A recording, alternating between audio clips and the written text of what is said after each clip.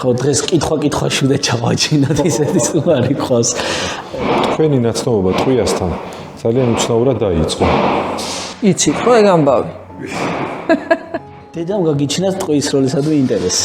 დედამ დააძალა მამას, თორე ინტერესი არ მქონია თავიდან თოჯინებით თამაშობდი, იარაღი არ მიღია ხელში.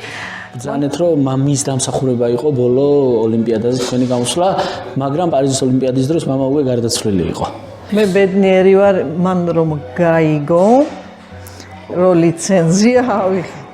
აი სულ რასე ვედრებოდა იცი ღმერთს რომ ისე მინდა რომ წავიდე ამ ქვეყნიდან რომ ნინოს ხელი არ შეუშალა პატარა როდესაც ვიყავი მამა სულ შეკრებებზე შეჯიბრებებზე დადიოდა და ხშირად არ იყო ოჯახში და დედა მიყვება ის მე არ მახსოვს რომ ერთხელაც რომ ჩამოვიდა მამა თვეობით რო წასული ჩემი კონკურენტებს ისე შეეროდათ მისი პატიოსნების მისი წესრიგიანობის რომ მიდიოდნენ და რჩევებს ეკითხებოდნენ. ეს უნდა დაიმსახურო ადამიანმა, ხო?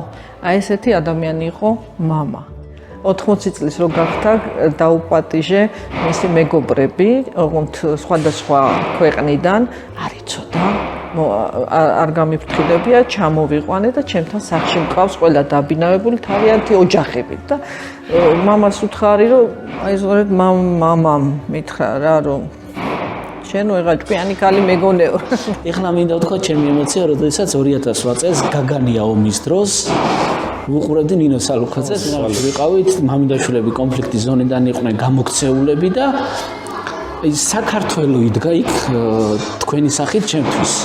რაც კარგ გადაცემებს გაუშვებთ, მაგას რა ჯობია, უბრალოდ ხალხი დაიღალა ნეგატიურის ყურებით ტელევიზიაში.